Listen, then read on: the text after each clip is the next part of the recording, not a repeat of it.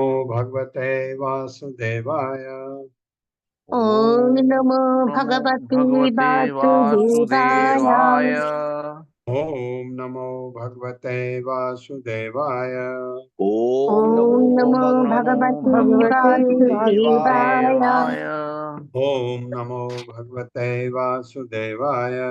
ओम नमो भगवते वासुदेवाय। नारायणं नमस्कृत्य नारायणं नमस्कृत्य नरं चैव नरोत्तमं नरं चैव नरोत्तमं देवीं सरस्वतीं व्यासं देवी सरस्वती व्यासं ततो जयमुदीरये। ततो जयमुदीरये। नष्टप्रायेषु अभद्रेषु नष्टप्रायेषु अभद्रेषु नित्यं भागवत सेवया नित्यं भगवत सेवया भगवते उत्तमा श्लोके भगवती उत्तमा श्लोके भक्तिर्भवति नैष्ठिकी। भक्तिर्भवति नैष्ठिकी। हरे कृष्ण। आप सबका स्वागत है। हरे कृष्ण प्रभु जी सबका प्रणाम। हरे कृष्ण प्रभु जी दंडवत प्रणाम। हरे कृष्ण। 28वें श्लोक से आगे बढ़ते हैं। संतुष्ट अलोलुपादक्षा धर्मज्ञा प्रिय सत्यवान अप्रमत्ता शुचि स्निग्धा पतिम तु अपततिम अपतितम भजेत। मेरे साथ। संतुष्ट अलोलुपादक्षा संतुष्टाय ललुपादक्षा धर्मज्ञा प्रिय सत्यवान धर्मज्ञां प्रिय सत्यवाक् अप्रमत्ता शुचि स्निग्धा अप्रमत्ता शुचिः स्निग्धा पतिं तु अपतितिं पतितं भजेत। पतितु या पतितं भजेत्। शब्दार्थ है संतुष्ट, सदैव तुष्ट, अलोलुपा लालची हुए बिना, दक्षा सेवा में पटु, धर्मज्ञा धार्मिक नियमों से पूर्णतया परिचित, प्रिय सुहावना, सत्य सत्यनिष्ठ, वाक बोलने में, अप्रमत्ता अपने पति की सेवा में, दत्तचित ये स्त्रियों के बारे में बात कर रहे हैं, शुचि सदैव स्वच्छ तथा शुद्ध, स्निग्धा स्नेहिल, पतिम पति को, तु लेकिन, अपतितम जो पतित नहीं है, पति भी ऐसा हो जो पतित नहीं है, भजेत पूजा करे। मेरे साथ पढ़िए। साध्वी स्त्री को लालची नहीं होना चाहिए। लालची नहीं होना चाहिए। लालच बहुत बड़ी बुरी बला है।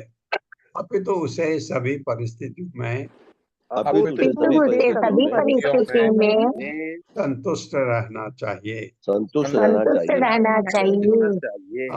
ऐसे है तो भगवान के भक्त ऑलरेडी हो गए। उसे गृहस्थी के काम काज में उसे गृहस्थी काम काज में अत्यंत पटु होना चाहिए। अत्यंत होना चाहिए और धार्मिक नियमों से और धार्मिक नियमों से पूर्णतया अवगत होना चाहिए। अवगत होना चाहिए। उसे मधुर तथा सत्य भाषणी होना चाहिए। मधुर तथा सद्भाषिणी होना चाहिए। उसे अत्यंत सतर्क तथा उसे अत्यंत सतर्क तथा सदैव शुद्ध एवं पवित्र रहना चाहिए। सदैव शुद्ध एवं पवित्र रहना चाहिए। इस प्रकार एक साध्वी स्त्री को स्त्री को उस पति की प्रेम पूर्वक सेवा करनी चाहिए प्रेम पूर्वक सेवा करनी चाहिए जो पतित न हो। जो पतित न हो। पतित है तो फिर ये लागू नहीं होता। अगर पतित नहीं है तो पति की सेवा करनी चाहिए। कितने गुण अच्छे बताएं। ऐसा गुण किसी स्त्री में हो, वो घर तो स्वर्ग वैसे ही बन जाएगा। तात्पर्य माता जी। हरे कृष्ण पल्लवी माता जी। हरे कृष्णा माता जी। हरे कृष्णा प्रभु जी। माता जी आवाज आ रही है मेरी? हाँ, आ जी रही। जी। तात्पर्य श्री प्रभुपाद जी के द्वारा श्री प्रभुपाद जी की जय। धर्म के अधिकारी याज्ञवल्क्य याज्ञवल्क्य के आदेशानुसार अशुद्ध है संप्रतिक्षो ही महापातक दूषिता। जो 10 विधा संस्कार के अनुसार शुद्ध नहीं किया गया होता उसे महान पाप कर्मों के फलों से दूषित माना जाता है। किंतु भगवत गीता में भगवान कहते हैं, नमाम दुष्कृतिनो मूढ़ाः प्रपद्यन्ते नराधमाः। जो दुष्ट लोग मेरी शरण में नहीं आते वे अधम है। नराधम का अर्थ है अभक्त। श्री चैतन्य महाप्रभु ने भी कहा है, यही भजे से ही बड़ अभक्त ही नछार। जो भी भक्त होता है वह पाप रहित है, किंतु जो भक्त नहीं है वह अत्यंत पतित तथा नीच है। अतएव यह संस्तुति की गई है कि पतिव्रता पत्नी पतित पति की संगति न करे। पतित पति वह है जो 4 प्रकार के पाप कर्म करता है, यथा अवैध यौन, मांसाहार, द्युत क्रीड़ा तथा मादक द्रव्य सेवन। विशेष रूप से जो व्यक्ति भगवान का शरणागत नहीं होता वह कलुषित समझा जाता है। इस तरह साध्वी स्त्री को सलाह दी जाती है कि वह ऐसे पति की सेवा करने के लिए राजी न हो। ऐसा नहीं है कि यदि पति नराधम हो तो भी वह दासी की तरह सेवा करे। यद्यपि स्त्री के कर्तव्य पुरुष से भिन्न होते हैं, किंतु साध्वी स्त्री पति की सेवा करने के लिए नहीं बनाई गई। यदि उसका पति पतित हो तो संस्तुति की जाती है कि वह अपने पति की संगति त्याग दे। किंतु पति की संगति त्यागने का अर्थ ये भी नहीं है कि वह फिर से विवाह कर ले और इस तरह वेश्यावृत्ति में प्रवृत्त हो जाए। यदि दुर्भाग्यवश कोई साध्वी स्त्री किसी पतित पति से ब्याही जाती है तो उसे पति से विलग रहना चाहिए। इसी प्रकार पति भी अपने पत्नी से विलग रह सकता है यदि पत्नी शास्त्रों के वर्णन के अनुसार साध्वी न हो। निष्कर्ष ये निकलता है कि पति को शुद्ध वैष्णव होना चाहिए और पत्नी को यहाँ वर्णित समस्त लक्षणों से युक्त साध्वी होना चाहिए। तभी दोनों सुख से रहेंगे और कृष्ण भावनामृत में आध्यात्मिक उन्नति करेंगे। हरे कृष्ण प्रभु ध्यान रखना। प्रभुपाद ने बहुत अच्छी तरह समझा दिया। या पतिम हरि भावेन भजेत श्रेयः तत्परा हरे आत्मना हरे लोके पत्या श्री इव मोदते। मेरे साथ, या पतिम हरि भावेन या पतिं हरिभावेन भजेत श्री इव तत्परा भजेत् श्रीरिव तत्परा हरि आत्मना हरे लोके हरियात्मन हरिर्लोके पत्या श्री इव मोदते। श्रीरिव मोदते।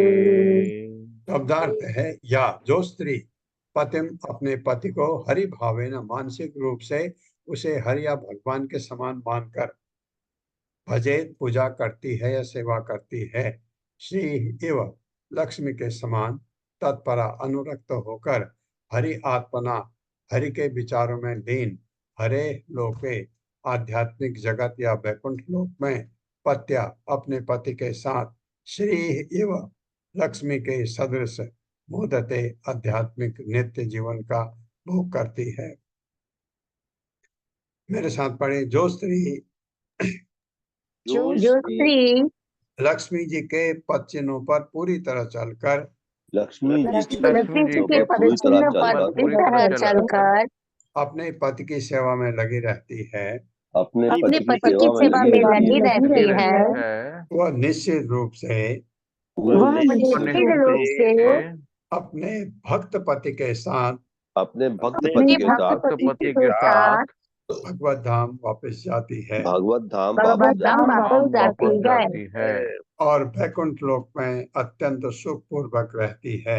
और वैकुंठ लोक में अत्यंत सुख पूर्वक रहती है।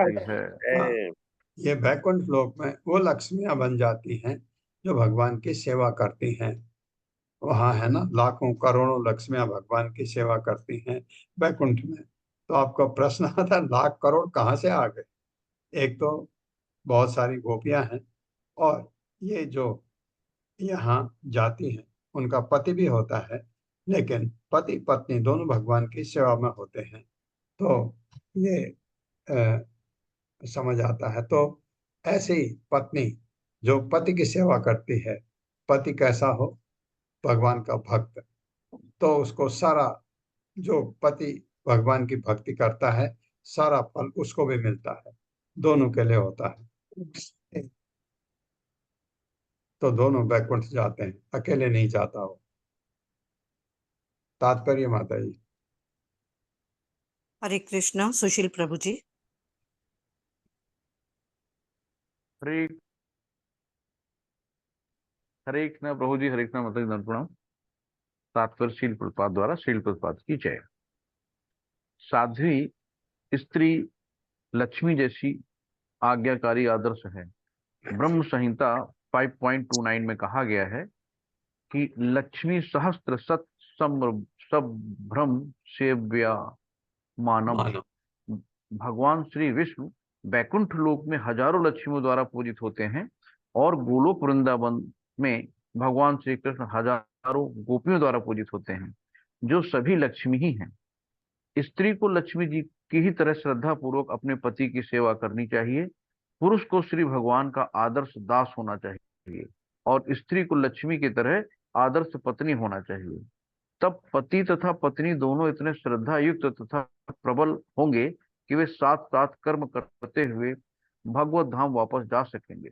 इस संबंध में श्रील माधवाचार्य का मत है, हरिरस्मिन् स्थित इत स्त्रीणाम भर्ति भावना, शिष्याणाम च गुरो नित्यम, शूद्राणाम ब्रह्म अणादिक्षु, भृत्यानाम स्वामिनी तथा हरिभाव उदीरिता।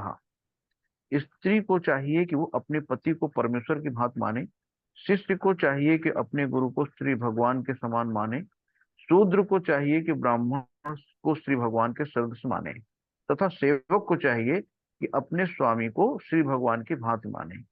इस प्रकार सभी स्वतः भगवत भक्त हो जाएंगे।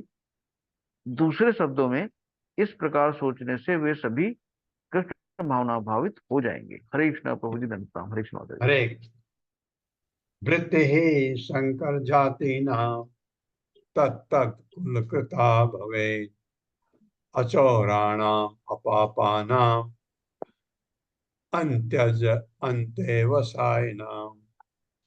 मेरे साथ पढ़िए। वृत्ति शंकर जातीनां वृत्तिः संकर जातीनां तत्तत् कुलकृता भवेत्, तत्तत्कुलकृता भवेत्, अचौराणाम् अपापानाम् अचौराणाम् अपापानाम् अन्त्यज अन्तेवसायिनाम्। अन्तजन्ते यवसायिनाम्। वृत्ति ही वृत्ति पर कर्तव्य शंकर जाति नाम मिश्रित वर्णों के लोगों का, चारों वर्ण के अतिरिक्त, तत्त वे कुलकर्ता पारिवारिक परंपरा भवेत हो, अचौराणाम जो वृत्ति से चोर नहीं है, अपापानाम जो पापी नहीं है, अंत्यज निम्न वर्ग के, अंत्यवसायी नाम अंत्यवसायी या चांडाल नाम से ज्ञात। मेरे साथ पढ़िए। शंकर जातियों में से जो चोर नहीं होते, शंकर जातियों में से जो चोर नहीं होते, वे अंत्यवसायी या चांडाल कहलाते हैं।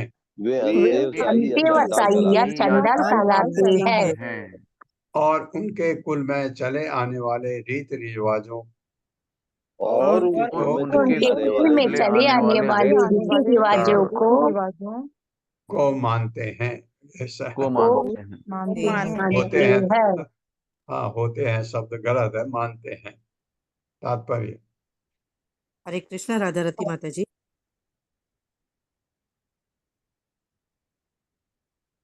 हरे कृष्णा। राधा रती माता जी। हरे कृष्णा। ललिता देवी दासी माता जी। हरे कृष्णा माता जी, दंडवत प्रणाम प्रभु जी। श्रील प्रभुपाद जी की जय। तात्पर्य श्रील प्रभुपाद जी के द्वारा समाज के 4 प्रधान वर्णों ब्राह्मण, क्षत्रिय, वैश्य तथा शूद्र की परिभाषा दी जा चुकी है और अब मिश्रित वर्ण अंत्यज का वर्णन दिया जा रहा है। मिश्रित वर्णों में 2 विभाग हैं, प्रतिलोमज और अनुलोमज। यह उच्च जाति की स्त्री निम्न जाति के पुरुष से विवाह करती है तो उसका वह संयोग प्रतिमोलोम कहलाता प्रतिलोम है। जी, प्रतिलोम कहलाता प्रतिलोम कहलाता है। किंतु यदि निम्न जाति की स्त्री उच्च जाति के पुरुष से विवाह करती है तो वह संयोग अनुलोम कहलाता है। ऐसे वंशों के सदस्य ताई धोबी जैसे परंपरागत कर्म करते हैं। अंत्यजों में जो कुछ कुछ शुद्ध होते हैं, न चोरी करते हैं और न मांसाहार, न मद्यपान करते हैं, न अवैध मैथुन करते हैं, न जुआ खेलते हैं, वे अंत्यवसायी कहलाते हैं। निम्न जाति में अंतर जातीय विवाह तथा मद्यपान की छूट रहती है, क्योंकि ये लोग ऐसे आचरण को पाप पूर्ण नहीं मानते। है। हरे कृष्ण। हाँ, अब तो कोई भी नहीं मानते। अब तो ये बहुत कॉमन हो गया है। लेकिन शास्त्र के अनुसार कि अपने अपने अ, अ, कुल के जिसमें आप शादी कर सकते हैं उसी में होना चाहिए। कहने का मतलब ब्राह्मण की शादी ब्राह्मण से ही होनी चाहिए, ब्राह्मण की सारी शादी क्षत्रिय से नहीं होनी चाहिए। उस पर भी यह कहा गया कि ब्राह्मण क्षत्रिय कुल की अगर लड़की को से शादी करता है तो वो इतना खराब नहीं माना जाता है। लेकिन ब्राह्मण कुल की लड़की अगर निम्न कुल में शादी करती है वो ज्यादा खराब माना जाता है, मतलब वो अमान्य है पहले। अब तो ये सब आपको पता ही है कैसे चल रहा है। तो अंतेवसायी कहलाते हैं। उनमें अंतेवसायी अभी भी जो अंतेवसायी हैं वो अच्छे आचरण के भी हैं, पापपूर्ण नहीं हैं, ऐसे लोग देखने में आते हैं। वो वो वो अंतेवसायी जो हैं वो भगवान के भक्त बनने में उनको देर नहीं लगती, क्योंकि गलत काम नहीं करते। जो गलत काम नहीं करते हैं उनको कोई मिल जाए भगवान का भक्त तो उनका भाग्य है।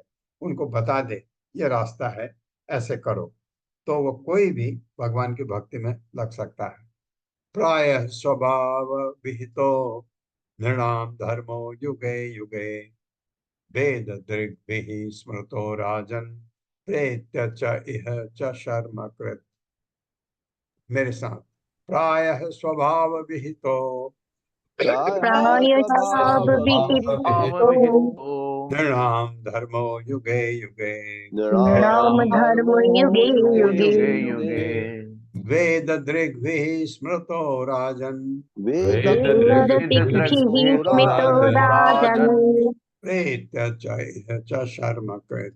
प्रेत्य इह च कर्म कृत्। शब्दार्थ है प्रायः, सामान्यतया, स्वभाव विहितः, नियत, अपने गुण के अनुसार, निर्णाम, मानव समाज का धर्म वृत्ति पर कर्तव्य, युगे युगे प्रत्यय युग में वेद दिग्भी, वैदिक ज्ञान में पारंगत ब्राह्मण के द्वारा स्मृतः अन्य राजन, हे राजा, प्रेत्य मृत्यु के बाद च तथा इह यहाँ इस शरीर में च भी शर्मकृत शुभ कल्याणकारी।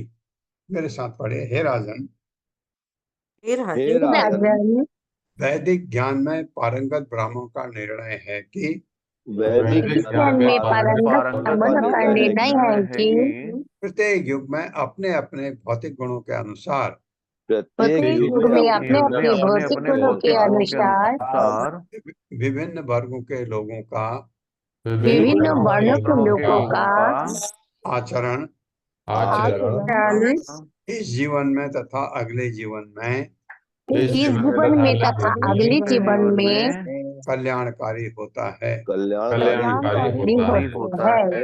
हाँ, ये हमेशा आप देखिए अपने अपने भौतिक गुणों के अनुसार जैसे बताया है ऐसे आप रहें, अच्छा आपका आचरण हो तो ये आपके इस जन्म में तो काम आता ही है और अगले जन्म में भी आपके काम आता है। वो नेचुरल है क्योंकि वो आपके साथ जाते हैं आपके गुण। तात्पर्य, हरे कृष्णा अशोक प्रभु जी। हरे कृष्णा प्रभु जी, हरे कृष्णा माता जी, दंडवत प्रणाम। शीला प्रभुपाद जी की जय। शीला प्रभुपाद जी द्वारा तात्पर्य, भगवत गीता 3.35 में कहा गया है, श्रेयान स्वधर्मो विगुणः पर धर्मात् स्वनिश्चितात्। अपने अपनी नियत कर्मों को करना अन्यों के कर्म करने से कहीं अधिक अच्छा है, चाहे वे दोषपूर्ण ही क्यों ना हो। अंत्यज अर्थात निम्न श्रेणी के लोग चोरी करने, मद्यपान करने तथा अवैध मौतुन करने के अभ्यस्त होते हैं, किंतु इन्हें पापपूर्ण नहीं माना जाता। उदाहरणार्थ, यदि शेर किसी आदमी को मार डालता है तो वो पापपूर्ण नहीं है, किंतु यदि कोई मनुष्य दूसरे व्यक्ति को मारता है तो वो पापपूर्ण माना जाता है और मारने वाले को फांसी दी जाती है। जो कृत्य पशु जगत में दैनिक काम है, वही मानव समाज में पापपूर्ण कृत्य है। इस प्रकार समाज में उच्च तथा निम्न वर्गों के लक्षणों के अनुसार विभिन्न विभिन्न प्रकार के वृत्तिपरक कर्तव्य होते हैं। वैदिक ज्ञान के विशेषज्ञों के अनुसार ये कर्तव्य युग के अनुसार नियत किए जाते हैं। हरे कृष्ण प्रभु जी, हरे कृष्ण माता जी, दंडवत प्रणाम, धन्यवाद। हाँ, तो ये जो बहुत बढ़िया प्रभुपाद ने लिखा है। जो निम्न जाति के लोग हैं, जो चांडाल जिनको कहते हैं, कोई नियम फॉलो नहीं करते, वो कुछ भी करते हैं, वो उनको उनके लिए कोई खराब नहीं समझता। लेकिन ब्राह्मण अगर कोई गलत काम करे, एकदम एकदम पकड़ा जाता है। तो इसलिए ब्राह्मण उच्च अपने को ब्राह्मण है, क्षत्रिय है, वैश्य है, शूद्र है, ये चार जो हैं अपने को अपने ढंग से रखना चाहिए। ये तो ये आचरण अगले जन्म में भी काम आते हैं।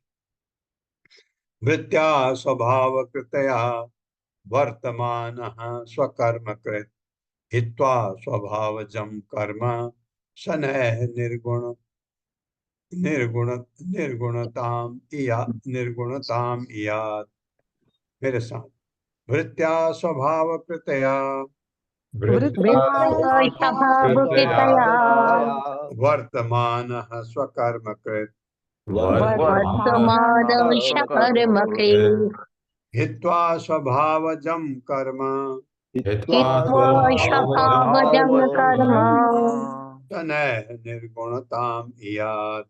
शनैः निर्गुणत्वं यात्। शब्दार्थ है वृत्त्या, वृत्ति से, स्वभाव कृत्या अपने भौतिक गुणों के अनुसार किया गया, वर्तमान विद्यमान, स्वकर्म कृत अपना अपना कार्य करते हुए, हित्वा त्याग कर, स्वभावजम अपने ही गुणों से उत्पन्न कर्म कार्य, शनैः धीरे धीरे, निर्गुणताम दिव्य स्थिति याद प्राप्त कर सकता है। मेरे साथ पढ़िए। यदि कोई अपनी प्रकृति जन्य भौतिक यदि कोई प्रकृति अपनी जन्य भौतिक स्थिति के अनुसार यदि कोई अपने प्रकृतिजन्य भौतिक के स्थिति के अनुसार अनुसार यदि कोई अपना अपने वृत्तिपरक कार्य करता है अपना अपना वृत्तिपरक वृत्तिपरक कार्य कार्य करता करता है है तथा धीरे धीरे इन कार्यों को छोड़ देता है, तथा तथा धीरे धीरे इन कार्यों को छोड़ देता है तो उसे निष्काम अवस्था प्राप्त हो जाती है। तो उसे तो निष्काम अवस्था उसे प्राप्त निष्काम अवस्था प्राप्त हो जाती है। हाँ, वो कैसे है? वृत्तिपरक कार्य करता है पूरा और धीरे धीरे छोड़ता है। कर्म छोड़ने का मतलब है वो भगवान की तरफ मुड़ रहा है, तो तब निष्काम अवस्था प्राप्त होती है, क्योंकि वो अब जो काम करता है सिर्फ भगवान के खुशी के लिए, यानी कृष्ण भावना भावित काम। तात्पर्य माता जी। हरे कृष्ण रीटा पंडित माता जी। हरे कृष्ण प्रभु जी, हरे कृष्ण माता जी। शिल प्रभुपाद की जय। तत्पर शिल प्रभुपाद द्वारा, यदि कोई अपने कुल के रिवाजों तथा कर्तव्यों को धीरे धीरे छोड़कर अपने स्वाभाविक स्थिति में भगवान की सेवा करने का प्रयास करता है, तो वह अपने कर्मों में क्रमशः मुक्त हो जाता है और निष्काम अवस्था अर्थात भौतिक इच्छाओं से मुक्ति प्राप्त कर लेता है। हरे कृष्ण प्रभु जी, धन्यवाद। हरे कृष्ण। ये भौतिक इच्छा से मुक्ति पाने का यही तरीका है कि भगवान की तरफ अपने को मोड़ा जाए। उप्यमानं मुहुः क्षेत्रं स्वयं निर्वीयतां यात् न कल्पते पुनः श्रुत्यै उक्तं बीजं च नश्यति एवं कामाशयं चित्तं कामानाम् अतिसेवया विरज्येत यथा राजन् अग्निवत् काम बिंदुभिः। मेरे साथ पढ़िए। उप्यमानं मुहुः क्षेत्रं उप्यमानमिमुः क्षेत्रम् स्वयं निर्वीयताम् यात् स्वयं निर्वीर्यतामियात् न कल्पते पुनः सूत्य न कल्पते पुनः सूत्ये उक्तं बीजं न नश्यते उक्तं उत्तमि बीजं बीजं नश्यति एवं कामाशयं चित्तम् एवं कामशयं कामाशयं चित्तम् चित्तम् कामानाम् अतिसेवया कामानामतिसेवया विरज्येत यथा राजन् विरज्येति तथा राजन् अग्निवत् काम बिंदुभिः अग्निवत् कामबिन्दुभिः शब्दार्थ है उप्यमानम, इस प्रकार जोतने से मुहु पुनः पुनः क्षेत्रम खेत स्वयं अपने आप निर्वीयताम बंजर याद हो जाता है, न कल्पते उपयुक्त नहीं है, पुनः फिर सूत्य अगली फसल उगाने के लिए उत्तम बोया गया बीजम बीज च तथा नश्यति नष्ट हो जाता है। एवं इस प्रकार कामाशय कामेच्छाओं से पूर्ण चित्तम अंतःकरण कामानाम वांछित वस्तुओं के अतिसेवया बारंबार भोग के कारण विरज्येत विरक्त हो जाता है, तथा जिस तरह राजन हे राजा अग्निवत अग्नि काम बिंदु विहि घी की छोटी छोटी बूंदों से, मेरे साथ पढ़िए, हे राजन हे राजन यदि कोई खेत को बारंबार जोता बोया जाता है यदि कोई खेत को बारंबार जोता बोया जाता है तो उसकी उत्पादन शक्ति घट जाती है तो तो उसकी उत्पादन शक्ति घट जाती है और जो भी बीज बोए जाते हैं और जो जो भी बीज बोए जाते हैं वे नष्ट हो जाते हैं। वे नष्ट हो वे जाते हैं। नष्ट हो जाते हैं हैं। जिस प्रकार घी की एक एक बूंद जिस प्रकार घी की एक एक बूंद डालने से अग्नि कभी नहीं बुझती, अग्नि कभी डालने नहीं से बुझती, अग्नि कभी नहीं बुझती, अपितु घी की धारा से वो बुझ जाएगी।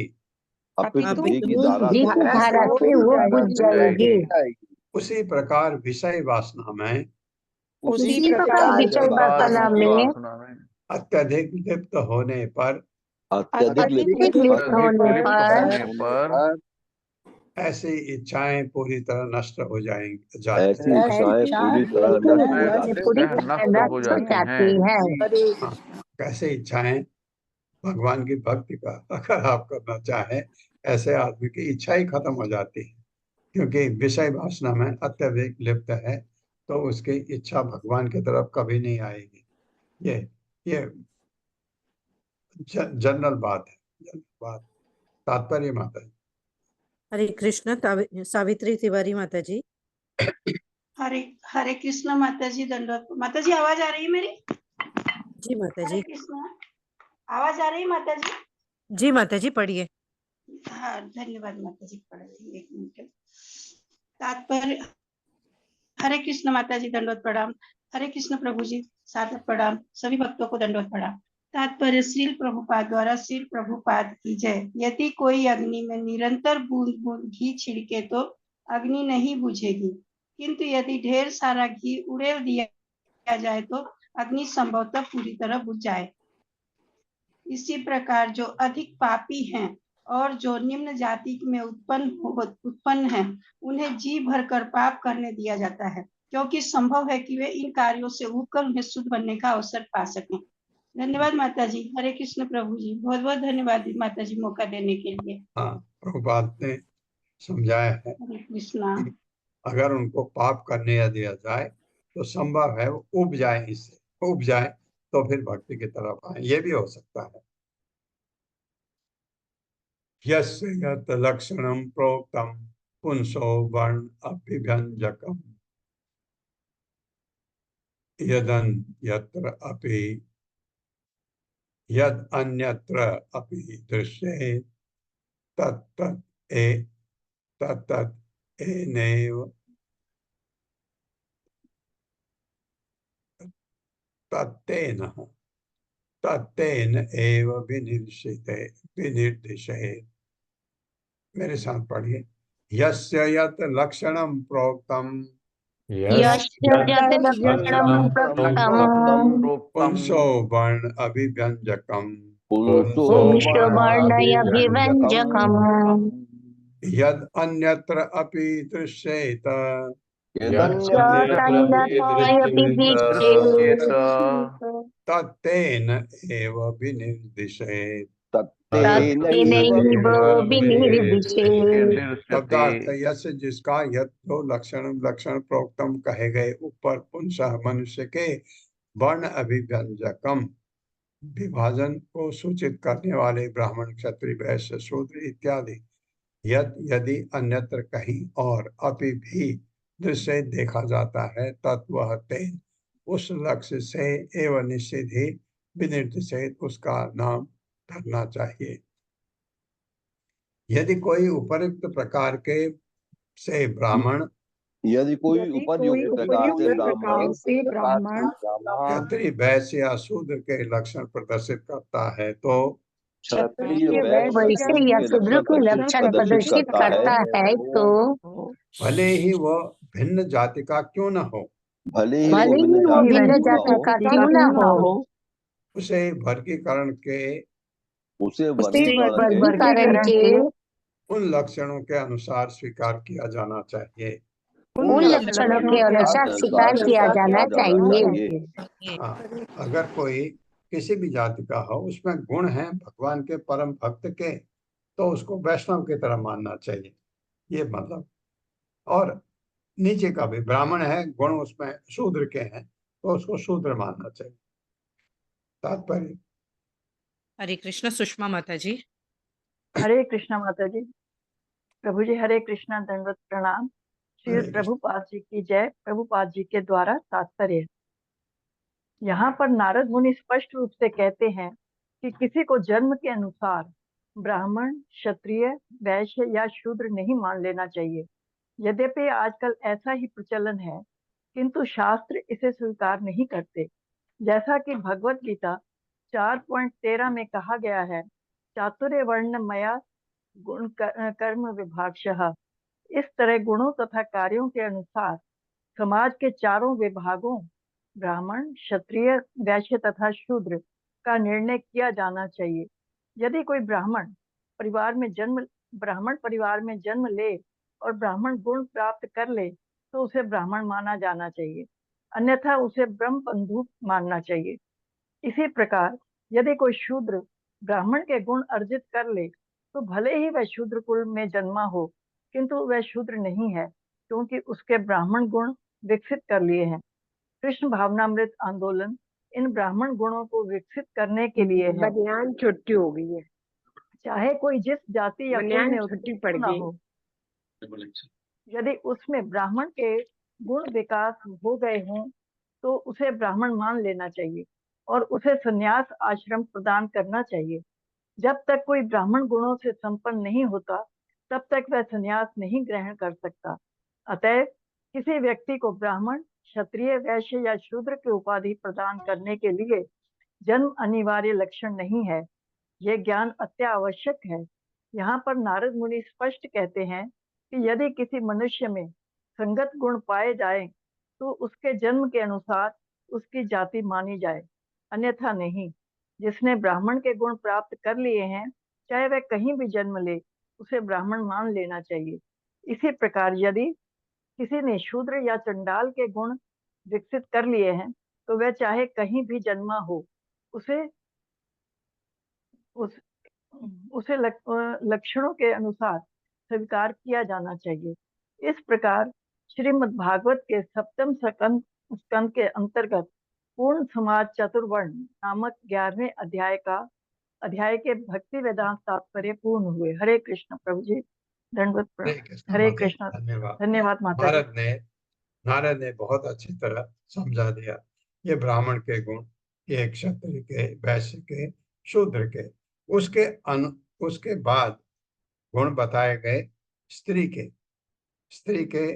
स्त्री इतनी महान होती है क्योंकि एक्चुअली आप सोचो तो ये विश्व है स्त्री की वजह से। तो स्त्री में गुण कैसे होने चाहिए अच्छे घर के लिए और शांति, घर की शांति के लिए स्त्री के गुण बताए गए बहुत अच्छे।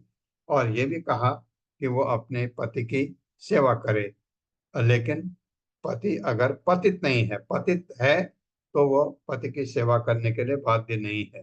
स्त्री इसलिए नहीं बनी है कि वो पतित पति की सेवा करे।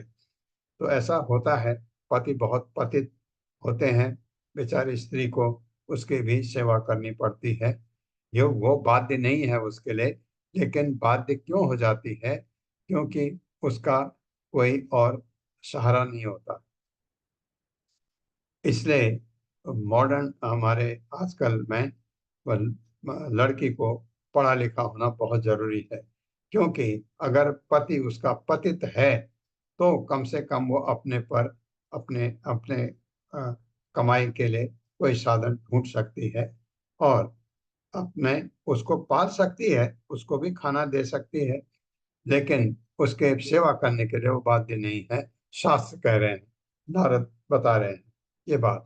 दूसरा, ऐसे जो मिश्रित जातियां हैं, मिश्रित जातियां ब्राह्मण शूद्र से शादी कर ले, शूद्र ब्राह्मण से शादी कर ले, ब्राह्मण लड़की से, ये जो मिक्स है मिश्रित, आजकल ये बहुत बहुत ज्यादा हो गया है। उनमें भी कुछ ऐसे हैं जिनमें गलत गुण नहीं है, वो भी भगवान की भक्ति में आ सकते हैं। और अगर वो कोई भी हो, वो हो शूद्र हो, अगर उसमें वैष्णव के गुण हैं तो उसको वैष्णव मानना चाहिए, ब्राह्मण मानना चाहिए। बहुत अच्छी तरह नारद ने ये समझाया, क्योंकि युधिष्ठिर महाराज ने ये प्रश्न किया था कि ये भी समझा दो। 12वें अध्याय में जाने से पहले 8 श्लोक। ओम नमो भगवते वासुदेवाय। ओम नमो भगवते वासुदेवाय। जन्मादियस्य यतोऽन्वयात् जन्माद्यस्य जन्माद्यस्यन्नयात् इतरस्तस्य अर्थेषु अभिज्ञः स्वराट्। इतरतश्चार्थेष्वभिज्ञस्वराट् तेने ब्रह्म हृदय आदि कवये आदिकवये मुह्यन्ति यत् सूर्यः मुह्यन्ति यत् सूरयः तेजो वारिमृदां यथा विनिमयो तेजोवारिमृदं यथा विनिमयो यत्र सर्गो अमृषा यत्र सर्गो मृषा धाम्ना स्वेन सदा निरस्तकुहकम् धाम्ना स्वेन सदा निरस्तकुहकम् सत्यं परं धीमहि। सत्यं सत्यं परं धीमहि। दूसरा, धर्मः प्रोचित कैतवो अत्र प्रोचित तवोऽत्र परमो निर्मत्सराणां सताम् परमो निर्मत्सराणां शताम् वेद्यं वास्तवम् अत्र वस्तु वेद्यं वास्तवमत्र वस्तु शिवदं तापत्रयोन्मूलनम् शिवदं तापत्रयोन्मूलनम् श्रीमद्भागवते महामुनिकृते श्रीमद्भगवते महामुनिकृते किं वा परैरीश्वरः किं वा किं वा परैरीश्वरः सद्यो हृदि अवृतते अत्र सद्यो दिव्यवरुद्धते कृतिभिः शुश्रूषुभिः तत्क्षणात् कृतिभिः शुश्रूषुभिः तत्क्षणात् तीसरा, निगम कल्प तरोर्गलितं फलम् निगमकल्पतरोर्गलितं फलम् सुख मुखाद अमृतदव संयुक्तम् शुकमुखादमृतदव संयुतम् पिबत भागवतं रसमालयम् पिबत भागवतं रसमालयम् मुहुर्हो रसिका भुवि भावुकाः मुहुरः रसिका भुवि भावुकाः चौथा श्लोक। एते चांस कला पुंसः चिन्तं शकला पुंसः कृष्ण तु भगवान् स्वयं कृष्णस्तु कृष्णस्तु भगवान् भगवान् स्वयं इंद्रारि व्याकुलं लोकम् इन्द्रादि व्याकुलविलोकम् क्रीडयन्ति युगे युगे। मृडयन्ति युगे मृडयन्ति युगे युगे युगे। पांचवा, जन्म गुह्यम भगवतो जन्म गुह्यं भगवतो य एतत् प्रियतो नरः य एतत्प्रियतो नरः एतत्प्रयतो नरः सायं प्रातः गणन भक्त्या सायं प्रातर्गणन भक्त्या दुःखग्रामात् विमुच्यते। दुःखग्रामात् विमुच्यते। तथा अहम् एवासम् एवाग्रे अहमेवासमेवाग्रे न अन्यत् यत् सत् असत् परम् नयन्न विजश्चत शतपरम् पश्चात् अहं यत् एतच्च पश्चादहं च एतच्च यो अवशिष्येत् सो अस्मि अहम्। वशिष्येत्सोऽस्म्यहम्। सात्वां ऋते अर्थं यत् प्रतीये ऋतेऽर्थमिदत्प्रतीयेत न प्रतीयेत आत्मनि न न प्रतीयेत च प्रतीयेत् च आत्मनि तद्विद्यात् आत्मनो मायाम् तद्विद्यात्मनो मायाम् यथा भासो यथा तमः। यथा यथा भाषो यथा तमः आठवां यथा महान्ति भूतानि यथा शान्ति भूतानि भूतेषु उच्च अवचेषु अनु भूतेषु अवशेषु अनु प्रविष्टानि अप्रविष्टानि प्रविष्टानि अपविष्टानि तथा तेषु न तेषु अहम्। तथा तेषु न तेष्वहम्। स्वागत है आपका 12वें अध्याय में पूर्ण समाज हरे विचार कृष्ण प्रभु। आध्यात्मिक वर्ग। माता जी पढ़वाइए। हरे कृष्ण कामिनी अग्रवाल माता जी। हरे कृष्ण माता जी। एक मिनट। हरे कृष्ण प्रभु जी, सादर पढ़िए माता। प्रणाम। शील प्रभुपाद जी के द्वारा शील प्रभुपाद जी की जय। पूर्ण समाज, 4 आध्यात्मिक वर्ण। इस अध्याय में चारों आश्रमों ब्रह्मचर्य, गृहस्थ, वानप्रस्थ तथा संन्यास के सामान्य वर्णन के साथ ही ब्रह्मचारी तथा वानप्रस्थ का विशेष वर्णन हुआ है। पिछले अध्याय में नारद मुनि ने समाज के वर्ण संस्थान का वर्णन किया है और अब वे इस अध्याय में चारों आश्रमों में आध्यात्मिक उन्नति की अवस्थाओं का वर्णन करेंगे, जो ब्रह्मचर्य, गृहस्थ, वानप्रस्थ तथा संन्यास के नाम से जानी जाती हैं। ब्रह्मचारी को वास्तविक गुरु के संरक्षण में रहना चाहिए, गुरु का सच्चा आदर करना चाहिए, उन्हें नमस्कार करना चाहिए और उनका तुच्छ सेवक बनकर उनके आदेशों का सदा पालन करना चाहिए। ब्रह्मचारी को आध्यात्मिक कार्यों में लगना चाहिए और गुरु के निर्देशन में वैदिक साहित्य का अध्ययन करना चाहिए। ब्रह्मचर्य प्रणाली के अनुसार उसे मेखला, मृगचर्म, जनेऊ तथा जटा धारण करना चाहिए और हाथ में दंड तथा जल पात्र रखना चाहिए। उसे प्रतिदिन प्रातः भिक्षाटन करना चाहिए और शाम को जितनी भिक्षा मिले उसे लाकर गुरु को अर्पित कर देनी चाहिए। ब्रह्मचारी को गुरु का आदेश मिलने पर ही प्रसाद स्वीकार करना चाहिए और यदि कभी गुरु अपने शिष्य को खाने की आज्ञा देना भूल जाए तो शिष्य को चाहिए कि अपने आप प्रसाद ग्रहण ना करे, प्रत्युत उपवास करे। ब्रह्मचारी को प्रशिक्षित किया जाना चाहिए कि जितना नितांत आवश्यक हो उतने ही भोजन से वे संतुष्ट रहे, अपने उत्तरदायित्व को निभाने में पटु बने, आज्ञाकारी बने तथा अपनी इंद्रियों पर संयम रखे। जहां तक हो सके संभव हो स्त्रियों की संगति से बचे। ब्रह्मचारी को चाहिए कि स्त्रियों के साथ रहने से पूरी तरह से बचे और गृहस्थों तथा स्त्री अनुरक्तों से कभी भी न मिले। न ही वो कभी किसी स्त्री से एकांत में बातें करे। इस प्रकार अपनी शिक्षा पूरी कर लेने के बाद ब्रह्मचारी को चाहिए कि अपने गुरु को दक्षिणा दे और तब अपने घर के लिए विदा हो तथा अगले आश्रम गृहस्थ आश्रम में प्रवेश करे। अन्यथा शुद्धता पूर्वक ब्रह्मचर्य आश्रम में ही स्थित रहे। शास्त्रों में ब्रह्मचर्य, गृहस्थ तथा संन्यास आश्रम के कार्यों का उल्लेख है। गृहस्थ को मनमाना कामासक्त जीवन का भोग करने की छूट नहीं है। निस्संदेह वैदिक जीवन का पूर्ण उद्देश्य विषयासक्ति से मुक्त होना है।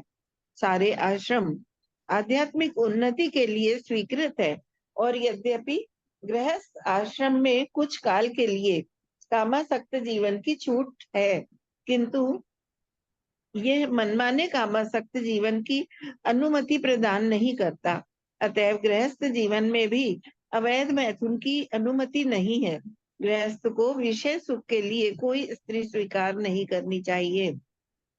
वीर्य का विनाश भी अवैध मैथुन है।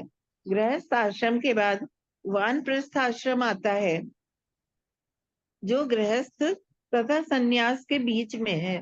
वानप्रस्थ आश्रम में व्यक्ति को अन्न खाने पर प्रतिबंध रहता है और उसे ऐसे फल भी नहीं खाने चाहिए जो पेड़ पर न पके हों। उसे अग्नि में भोजन पकाना भी मना है। यद्यपि वह चरु अर्थात अन्न जो यज्ञ की अग्नि में भेंट किया जाता है वो खा सकता है। वह प्राकृतिक रूप से उगे फल तथा अन्न खा सकता है। उसे घास फूस की झोपड़ी में रहकर जाड़ा तथा गर्मी सहन करना होता है। वह नाखून या बाल नहीं काट सकता। उसे अपना शरीर तथा दांत साफ नहीं करना चाहिए। उसे वृक्ष की छाल पहननी होती है और दंड धारण करना पड़ता है। उसे 12 वर्ष, 8 वर्ष, 4 वर्ष, 2 वर्ष या कम से कम 1 वर्ष तक जंगल में जीवन बिताने का अभ्यास करना होता है। अंत में वो वृद्धावस्था के कारण वानप्रस्थ के कार्य नहीं कर पाता, तो उसे सब कुछ बंद करके शरीर को त्याग देना चाहिए। हरे कृष्ण प्रभु जी। हरे कृष्ण हरे माता। कृष्ण माता जी। धन्यवाद, धन्यवाद सभी को प्रणाम। ये बहुत कठिन जीवन था ये, लेकिन अब तो जंगल भी नहीं है। अब तो जंगल जाने का सवाल नहीं। अब वानप्रस्थ घर में रह के कर सकते हैं। वानप्रस्थ से है कि आप भौतिक चीजों से, पदार्थ से अपना संपर्क हटाएं। पहला श्लोक से शुरू करता हूं। श्री नारद उवाच ब्रह्मचारी गुरुकुले वसन्तान्तो गुरोहितम् आचरन् दास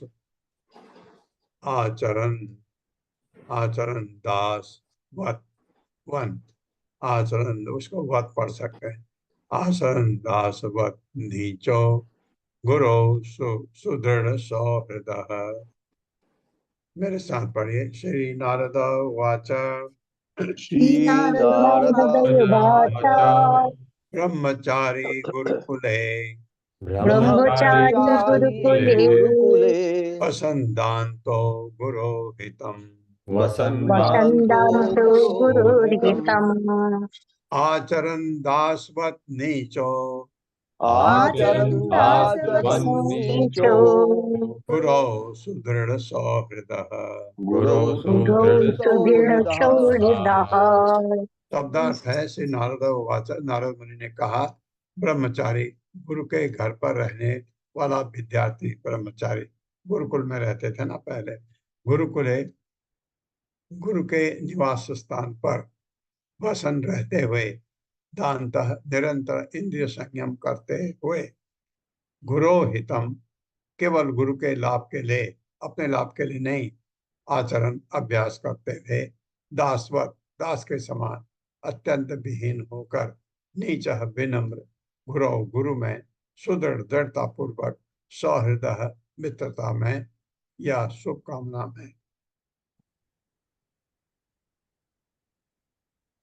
मेरे साथ पढ़े। नारद मुनि ने कहा, नारद मुनि ने कहा विद्यार्थी को चाहिए कि विद्यार्थी को चाहिए कि यानी ब्रह्मचारी को चाहिए कि वो अपने इंद्रियों पर वो वो अपनी अपने इंद्रियों इंद्रियों पर पर पूर्ण संयम रखने का अभ्यास करे। पूर्ण संयम पूर्ण रखने का संयम अभ्यास रखने करे। का अभ्यास करे। हाँ, ये सबसे जरूरी प्राइमरी कंडीशन है ब्रह्मचर्य के लिए।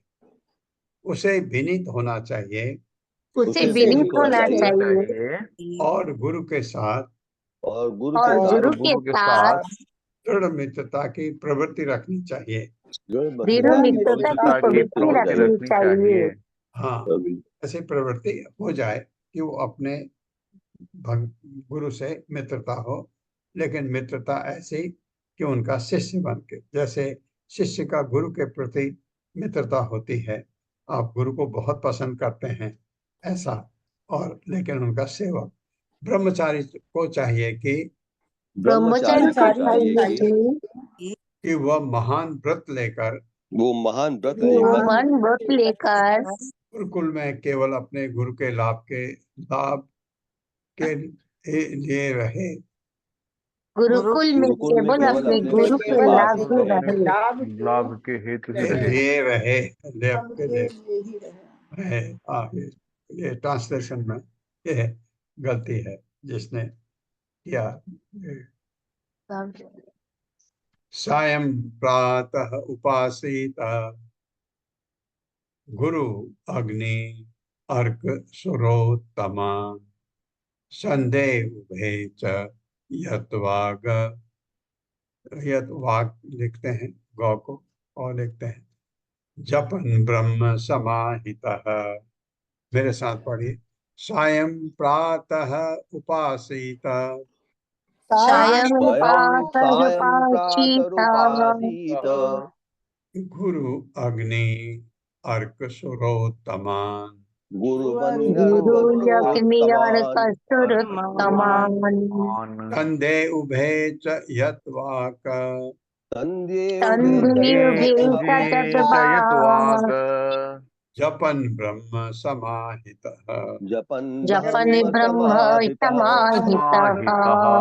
शब्दार्थ है सायं संध्या समय, प्रातः प्रातः काल, उपासित पूजा करे गुरु, गुरु अग्नि आग, अग्नि द्वारा अग्नि यज्ञ द्वारा अर्क सूर्य को कहते हैं, सुर उत्तमान तथा पुरुषों में श्रेष्ठ पुरुषोत्तम भगवान विष्णु को, संदेह प्रातः तथा सायंकाल, उभे दोनों च भी यत वाक बिना बोले मौन रहकर जपन मन ही मन गुनगुनाते हुए ब्रह्म गायत्री मंत्र में समाहितः पूर्णतया लीन।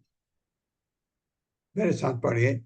दिन तथा रात्रि के संधि काल में, दिन दिन तथा तथा रात रात के संधि काल में अर्थात प्रातः काल तथा संध्या समय, अर्थात प्रातः काल तथा संध्या समय संध्या समय उसे गुरु उसे गुरु अग्नि अग्नि सूर्यदेव सूर्यदेव तथा भगवान विष्णु के विचारों में लीन रहना चाहिए भगवान तथा भगवान विष्णु के विचारों में लीन रहना चाहिए और गायत्री मंत्र को जपते हुए और गायत्री मंत्र को जपते हुए उनकी पूजा करनी चाहिए। उनकी उनकी पूजा करनी चाहिए। हरे कृष्णा। एक और कर लेते हैं। छंदांसी अधीत, एक गुरु भी पढ़ लेते हैं। छंदांसी अधीत गुरो आहूतः चेत सुयंत्रितः उपक्रमे अवसाने च चरणों शिरसा नमे। मेरे साथ। छंदांसी अधीत गुरो छंदांसी अधीत गुरु आहूतः चेत सुयंत्रितः आहुत आहुत चेत संहितः उपक्रमे अवसाने च उपक्रमे अवसाने च चरणौ शिरसा नमे। चरणौ शिरसा नमे। नमेत। शब्दार्थ है छंदांसी, वेदों के मंत्र या हरे कृष्ण महामंत्र तथा गायत्री मंत्र अधि उच्चारण करे या नियम से पढ़े। गुरु से आहुतः बुलाया जाकर चेत यदि सुयंत्रितः आज्ञाकारी यानी सभ्य उपक्रमे प्रारंभ में अवसाने अंत में वेद मंत्रों के पढ़ने में च भी चरण कमलों पर सिर के बल नमें नमस्कार करें। गुरु को नमस्कार कैसे करना है? नीचे सिर उनके पैरों में रख करके। मेरे साथ पढ़े। गुरु द्वारा बताए जाने पर विद्यार्थी को चाहिए कि वह उनसे नियम पूर्वक वैदिक मंत्रों का अध्ययन करे। वैदिक मंत्रों का अध्ययन करे। शिष्य को प्रतिदिन अपना अध्ययन प्रारंभ करने के पूर्व तथा अध्ययन के अंत में अपने गुरु को सादर नमस्कार करना चाहिए। गुरु को सादर नमस्कार करना चाहिए। ये हमारे घर की भी परंपरा होती थी पहले। उठ